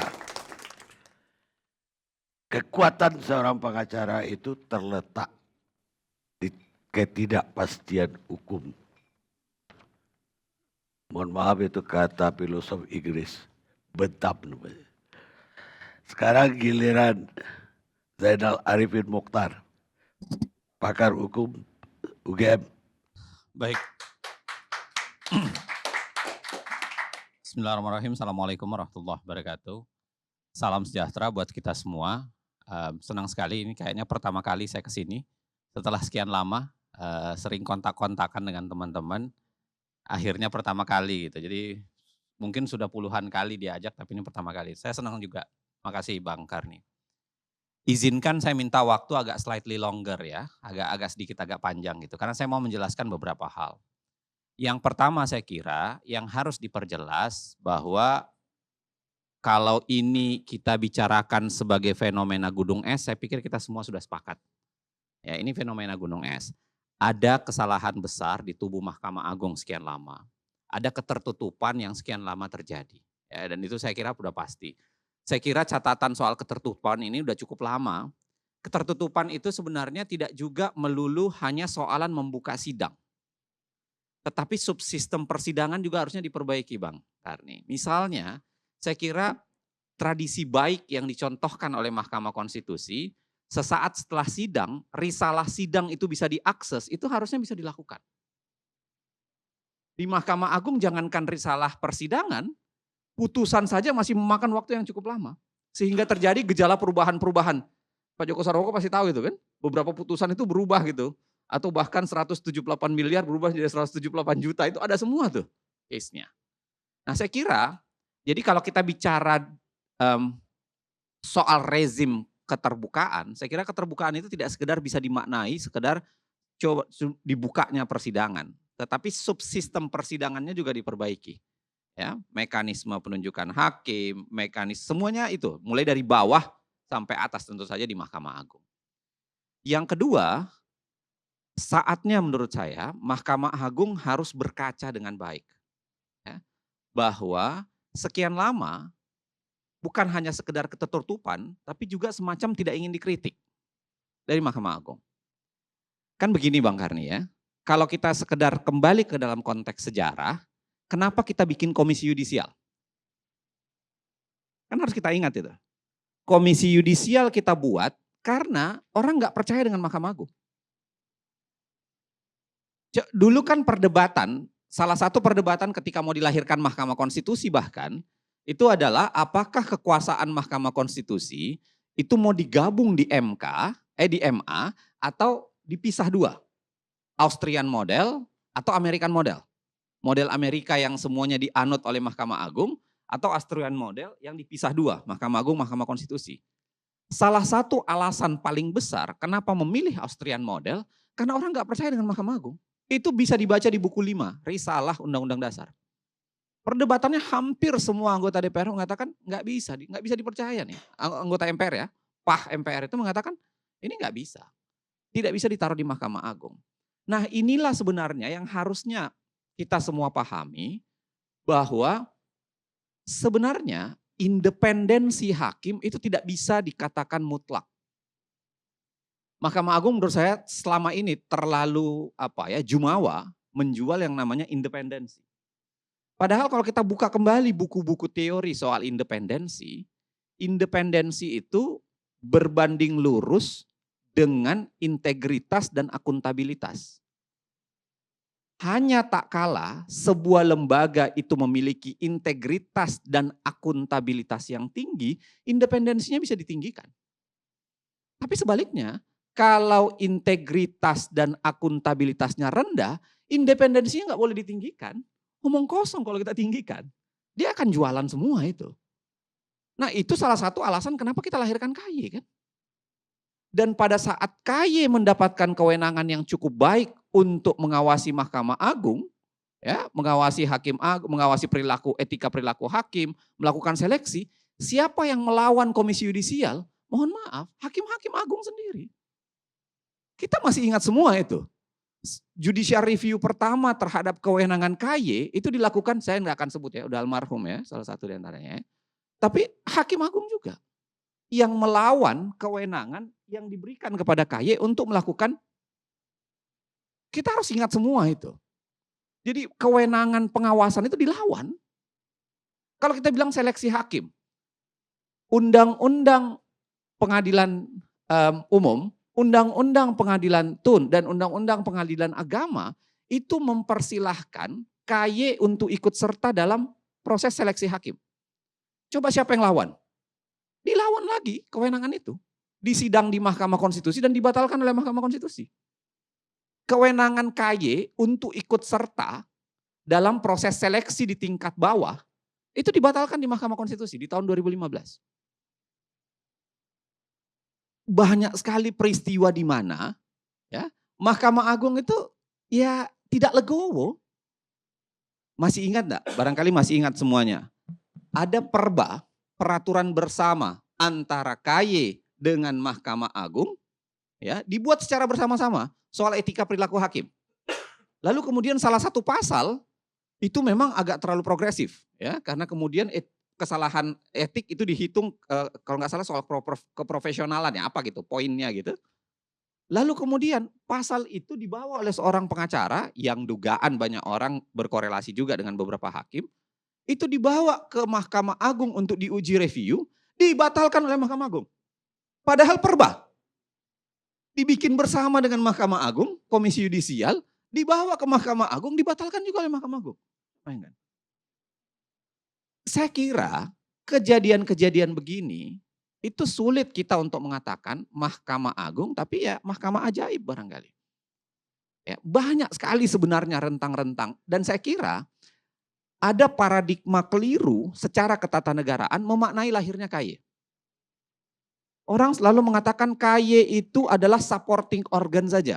Main organnya adalah Mahkamah Agung. Saya memahami dengan cara teori yang berbeda. Teori main dan supporting itu harusnya menempatkan pada fungsi.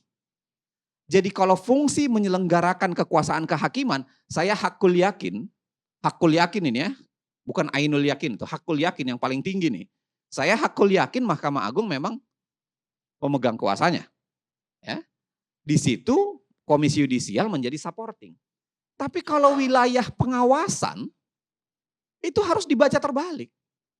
Komisi Yudisial lah pemegang main organ, sedangkan Mahkamah Agung harusnya menjadi supporting.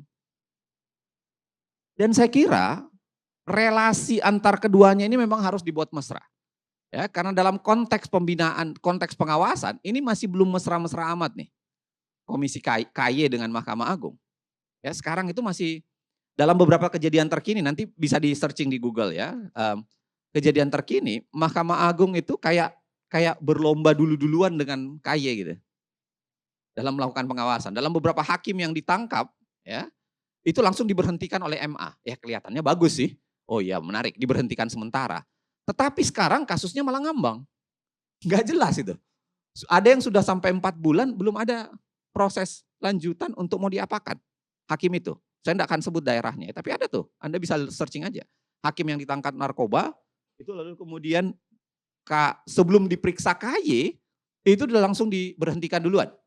Kalau diberhentikan duluan, KY mau masuk ditolak. Oh ini sudah berhenti nih. Ya kan? Karena dia sudah jadi berhenti. Walaupun sebenarnya berhenti sementara. Tapi pemberhentian sementara itu kemudian tidak ditindaklanjuti apa-apa. Sampai sekarang itu masih ngambang. Nah poin saya adalah yang kedua, kita harus mendudukkan kembali paradigma ya soal pengawasan ini dan membangun korelasi baru antara Mahkamah Agung dengan Mahkamah dan Komisi Yudisial.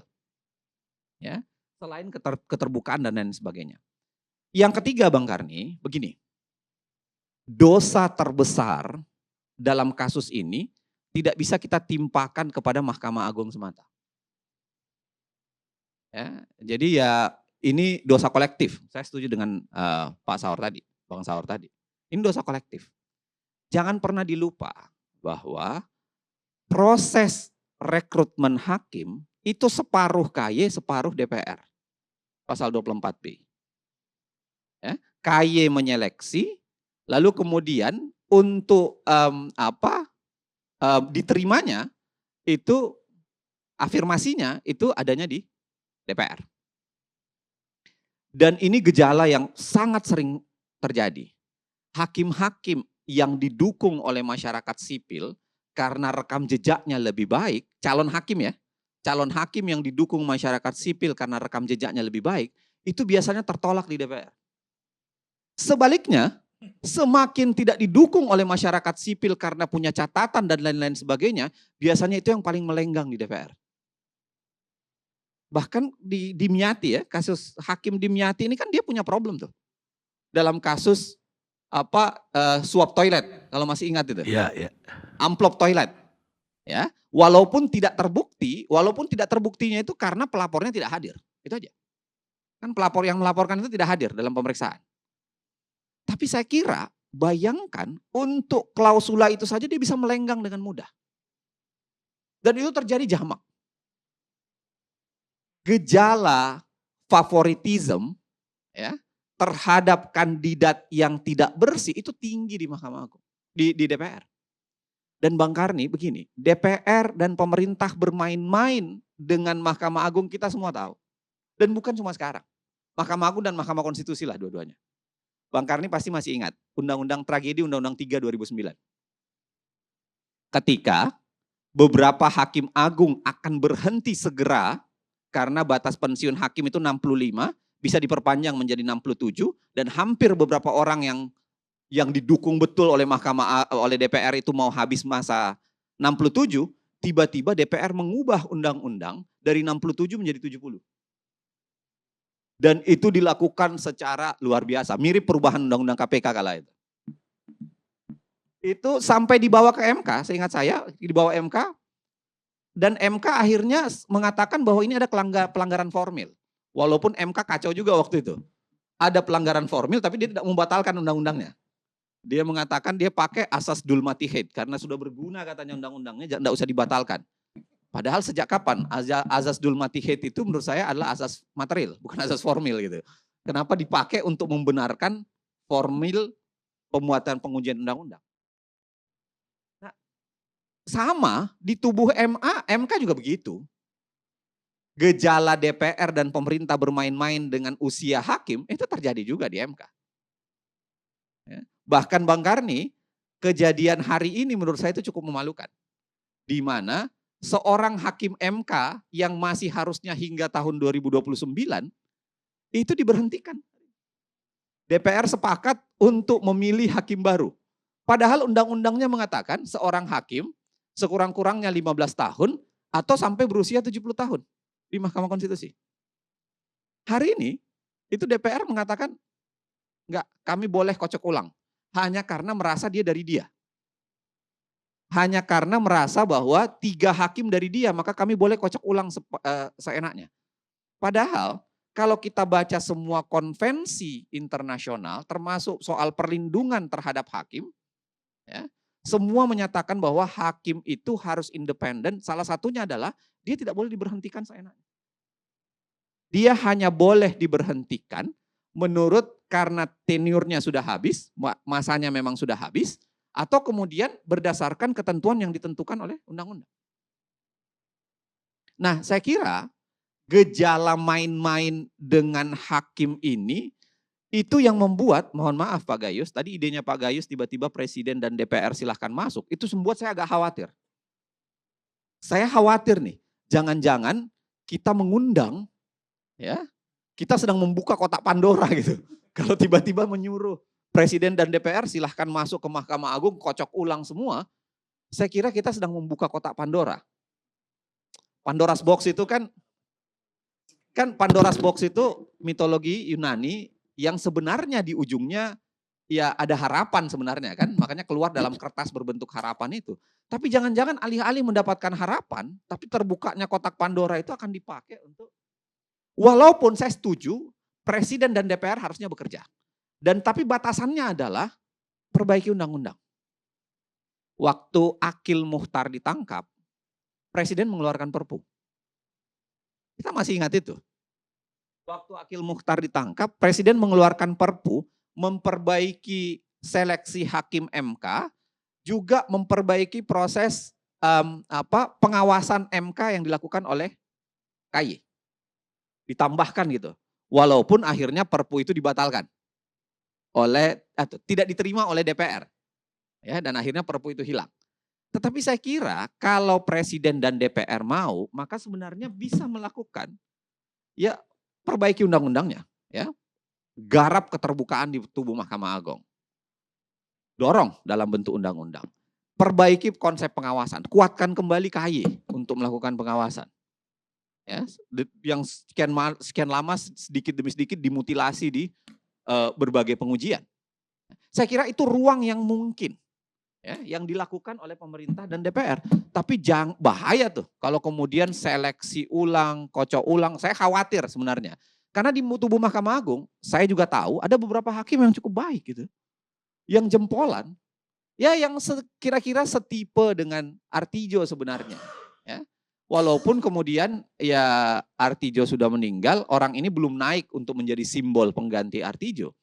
Tetapi saya kira hakim-hakim ini cukup baik. Jangan-jangan kalau kita persilahkan pemerintah dan DPR masuk, malah yang diberhentikan hakim-hakim begini. Kalau saya menurut saya itu masih normatif. Dalam kondisi sekarang ini menurut saya kita bukan lagi dalam kondisi seperti itu. Katakanlah misalnya kasus Akil Mukhtar, ternyata kemudian berikutnya terjadi lagi. Nah, saya bayangkan karena situasi kita sudah dalam keadaan yang sangat serius, mengapa saya dorong bukan lagi standar seperti itu. Kalaupun kita undang presiden lebih kepada perpu dia sebagai kepala negara dan pemerintahan. Kalau standar yang dilakukan oleh Prof. Uceng, ya saya pikir kita hanya mengandalkan substansi undang-undang. Menurut saya nggak akan cukup. Karena tadi Uceng juga bilang hanya 1 atau 2 yang sekelas misalnya Artijo. Artinya kita setuju bahwa Prof. Uceng pun setuju bahwa memang ada sudah kerusakan, padahal kita sepakat soal moral problem kita gitu loh. Jadi saya menurut saya sudah ganti aja dulu semua hakim agungnya supaya ada semacam revolusioner untuk menyelesaikan. Itu aja. Saya Kalau sedikit, dibaca- Pak, 1 menit Pak Karni untuk menanggapi Pak Jainal ya. Tadi saya meminta presiden kalau perlu, kalau kurang berani mengajak DPR. Itu kalau. Jadi kalau memang saya sepaham, tidak usah DPR. Presiden punya kewenangan. Tidak mengintervensi perkara-perkara yang ditangani Mahkamah Agung. Tapi kelembagaan Mahkamah Agung. Karena presiden juga membentuk pengadilan-pengadilan. Mengangkat hakim-hakim. Ya, dan Presiden juga sudah mengatakan kepada Prof. Mahfud supaya segera reformasi Ya. daripada hukum. Nah, kalau kita bicara reformasi menurut saya mulai dulu yang fundamental. Kalau kita tunggu misalnya undang-undang diperbaiki, tetapi kalau kita misalnya buat perpu, ganti dulu hakim ini. Kalaupun ada yang baik nanti seleksi lagi dia, saya pikir nggak ada problem. Saya Kalau- kira yang baik itu juga pasti dia nggak keberatan. Saya tetap berpegang begini, kita punya namanya prinsip dalam hukum yang harus dipegang. Ya. Kekuasaan kehakiman itu kekuasaan yang jangan terlalu mudah dicampuri oleh kekuasaan politik. Bahaya kalau kita biarkan. Makanya kalau dibaca Bangalore Principle, kalau dibaca misalnya prinsip soal keindependensi hakim, itu selalu dikunci. Hakim hanya bisa diberhentikan di luar masa jabatan dan di luar ketentuan undang-undang itu harus berdasarkan kesalahan atas apa? Kesalahan atas etika perilaku yang buruk dan tidak good behavior. Itu ada jelas kalau Anda baca semuanya. Jadi harus ada kesalahan memang. Nggak boleh. Karena menurut saya bahaya kalau kemudian dengan mudah ya hakim dikocok ulang gitu. Hanya dengan perangkat dugaan. Kecuali misalnya kalau temuannya Bang Nurul Gufron nanti mengatakan bahwa oh ini ternyata tentakel nih. Ya, di kasus ini 80% hakim agung ternyata ikut menikmati bla bla dan sebagainya, saya setuju. Itu dilakukan karena ternyata prinsip good behavior-nya itu hilang.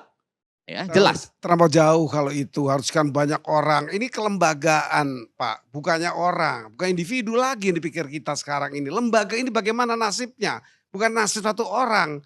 Berapa orang yang baik? Saya di 3,5 tahun bersama almarhum Pak Artijo, satu majelis. 3,5 tahun. Jadi kalau mengkultuskan orang, Pak Artijo, ya saya lebih tahu. Anda melihat dari luar. Saya nggak bicara soal kultus, saya nggak peduli soal kultus, saya nggak Tadi pernah Anda bicara menyebut kultus. Pak Artijo, artinya Salah satunya kan Artijo. iya, nama orang. Saya mohon maaf, kalau saya itu lebih dekat dari Anda. 3,5 tahun bertugas satu meja dengan saya. 3,5 tahun. Beliau ada saksinya sebagai ketua. Nah, bukan soal itu, idenya bukan soal itu. Idenya adalah bagaimana jangan biarkan kekuasaan politik itu masuk. Kekuasaan politik yang mana? Ini kewenangan presiden, Mas. Ini kewenangan presiden. Presiden atas- bukan kewenangan politik. Tidak semua. Tidak Hah? semua. Tidak semua politik. Hukum juga dia tangan presiden. Bukan hanya politik. Sejak kapan Mahkamah Agung boleh dicampuri oleh presiden? Sebutkan teorinya. Coba jelaskan ke saya tuh. Dari mana? Pasal 20 saya contohnya. Presiden bersama DPR. Presiden mempunyai kewenangan untuk mengatur negara. Nah ini kan 20 ayat 2 maksudnya legislasi Ya. itu Pak. Itu Ya, legislasi. Makanya saya bilang tadi, legislasi. silahkan atur di undang-undang. Tidak, terlalu jauh. Tadi Bang Saur Gimana lebih tepat. Ini Anda bilang 20 itu legislasi Pak. saya tahu. Contoh, ini contoh. Saya mencontohkan teorinya John Locke. Itu menggambarkan bahwa presiden itu John Locke lahir dari tradisi Inggris Pak. Bukan separation of power kayak Indonesia. dilanjut oleh Montesquieu. Montesquieu itu kan modelnya model Indonesia. Tidak. Kalau Montesquieu Indonesia, masa Montesquieu terpisah itu 3. melanjutkan ide John Locke. Iya, tapi John Locke itu konteksnya Inggris Pak. Makanya Tidak. modelnya jadinya begitu. Tidak seperti itu. Indonesia juga tidak menganut Inggris. Common law. Saya Enggak. menggambarkan. Indonesia memang bukan Inggris. Saya tahu, sangat tahu. Saya sangat bukan cuma Anda yang tahu, anak S1 juga tahu. Ini saya bicara mengenai sistem pembagian kekuasaan. John Locke duluan, baru Montesquieu mencontoh sebenarnya memodifikasi. Iya. Apa modifikasinya?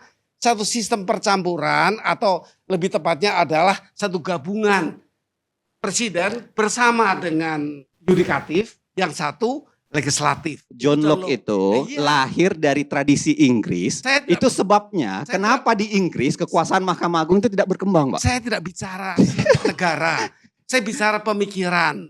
Mau orang Afrika sama pemikirannya kalau kita mengatakan gambaran pemisah kewenangan itu dibagi dua oleh John Locke. Iya. Yang satu federalisasi.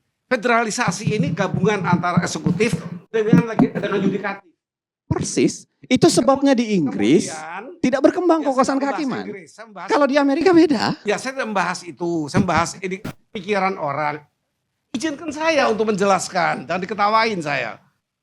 Kemudian baru Montesquieu menggagas memecah yang dua ini. Antara eksekutif dengan yudikatif. Ini negara kita sekarang. Apakah mutlak? Tidak. Saya contohkan pasal 20 tadi contoh gitu. Bukan hubungan dengan hubungan perundang, betul. Ada penggabungan-penggabungan lain yang diingkari dari Montesquieu. Diingkari Montesquieu. Kenapa tidak? Kalau dibaca Montesquieu, dia nggak pernah memaksudkan itu dipisah secara 100%. Saya tahu. Ada relasi potongan. Saya tahu. Makanya ketika buat undang-undang mereka boleh bareng. Ya, dia bukan pembagian kekuasaan. Kenapa? Saya juga nggak tahu juga. Kalau Anda mencontohkan Inggris sama Amerika, presiden punya hak veto. Punya hak veto. Kalau perundang-undang dibuat berdua tadi tidak berkenan untuk menjalankan pemerintahan. Itu konteksnya adalah checks and balances. Baik, Makanya Pak. kenapa vetonya presiden bisa Biar dia terusin dibalik. dulu Iya. sampai selesai. Izinkan saya gini lah. Yang saya maksudkan adalah jangan biarkan kekuatan politik itu masuk terlalu jauh ke dalam Mahkamah Agung. Karena berbahaya. Kita sudah punya contohnya. Bagaimana Mahkamah Konstitusi dikocok-kocok oleh kekuasaan politik. Coba bayangkan. Mahkamah Konstitusi tiba-tiba para hakimnya diubah menjadi 70 tahun lah. Dan lain-lain sebagainya. Sekarang hari ini seorang hakim kemudian didorong keluar dari Mahkamah Konstitusi dengan alasan DPR punya kekuasaan untuk kocok ulang. Saya kira, saya setuju dengan idenya bahwa harus dilakukan sesuatu. Tapi jangan biarkan kekuasaan politik terlalu jauh masuk. Karena berbahaya. Ya. Yang mungkin dilakukan silahkan gunakan pasal 20. Legislasi, buat undang-undangnya monggo, buatlah. Ya. Tetapi buatlah undang-undang yang menguatkan prinsipnya. Prinsip apa? Prinsip keterbukaan. Prinsip seleksinya diperbaiki. Prinsip diperbaiki, saya kira pengawasannya. Ya, kerjasamanya dengan KY, dengan MA silahkan diperbaiki. Tapi saya kira jangan biarkan terlalu mudah presiden untuk masuk ke ranah yang itu adalah bagian dari kekuasaan kehakiman. Begitu Bang Karni. Baik, sekarang sebagai closing mantan Hakim MA Pak Joko Sarwoko.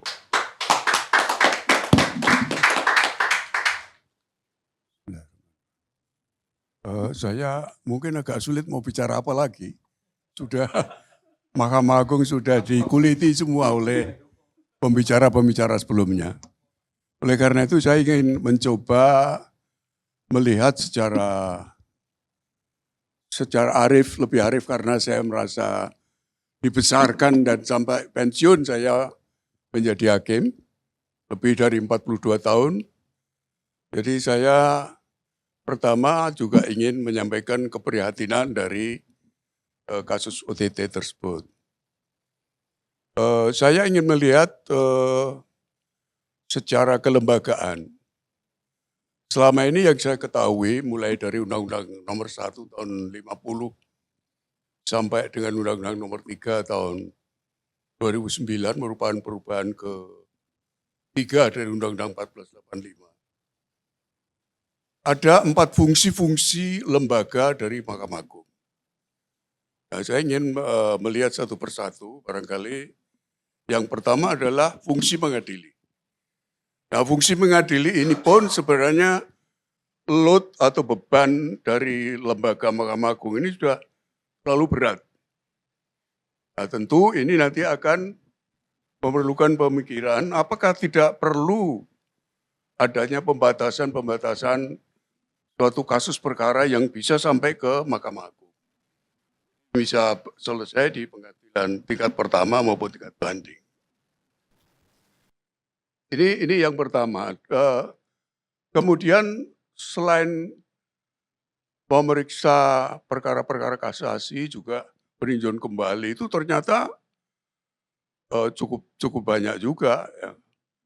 Yang ini sangat memerlukan energi, sehingga fungsi berikutnya misalnya seperti fungsi mengatur. Fungsi mengatur ini ditentukan bahwa Mahkamah Agung berwenang mengeluarkan peraturan Mahkamah Agung dan surat edaran Mahkamah Agung dalam hal untuk mengisi kekosongan hukum.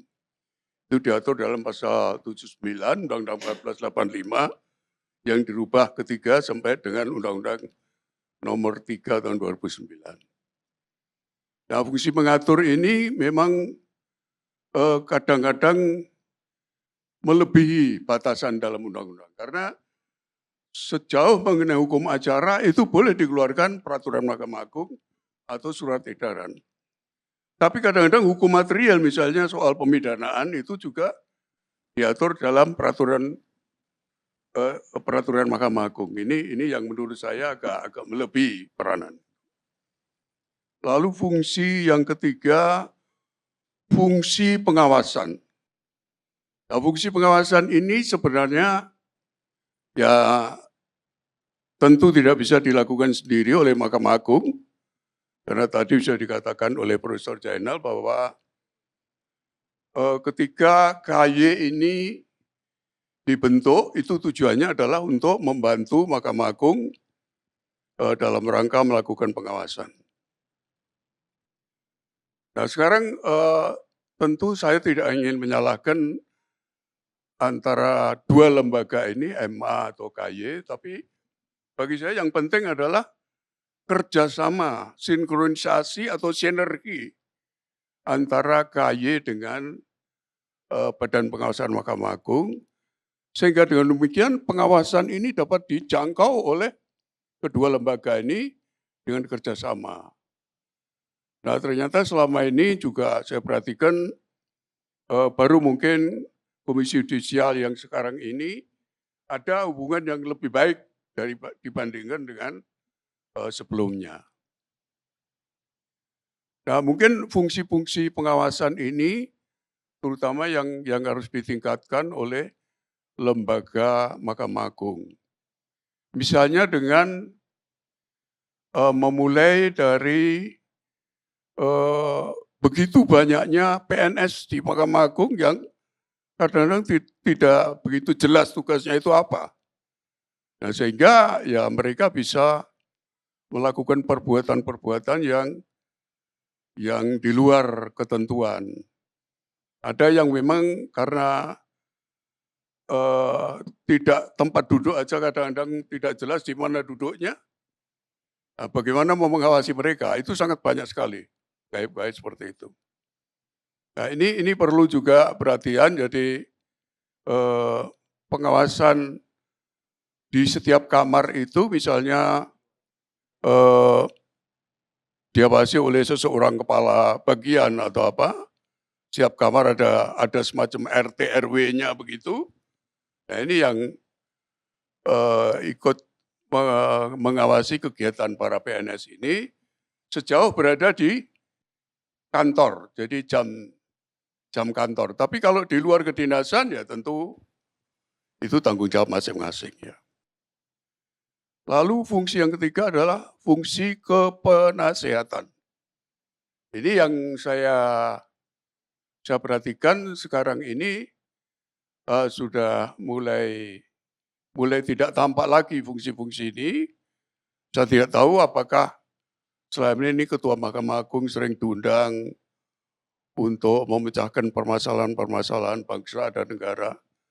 Tapi setahu saya ketika Akil Mukhtar itu kena masalah, dulu ada isu-isu ingin membubarkan MK.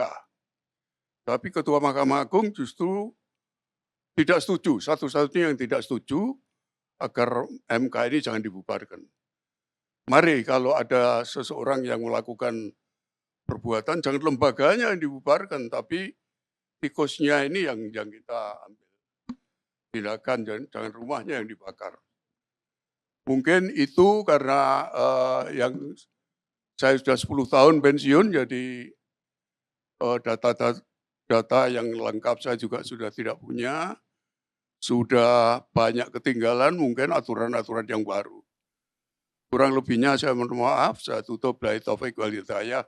Wassalamualaikum warahmatullahi wabarakatuh. Waalaikumsalam. Cuman Bang Karni kan tikusnya bisa 90% gitu. Tambahan dulu Bang Karni, sedikit sebelum mengakhiri, karena ini kan juga pembelajaran sebenarnya dari ILC, dari televisi penyiaran menjadi dunia maya, sebenarnya juga pembelajaran bahwa ternyata sekarang keterbukaan itu tidak harus pakai ruangan ada publik, tapi bisa menggunakan YouTube, bisa menggunakan. Nah itu yang kira-kira menurut saya keterbatasan SDM, ruangan dan macam-macam.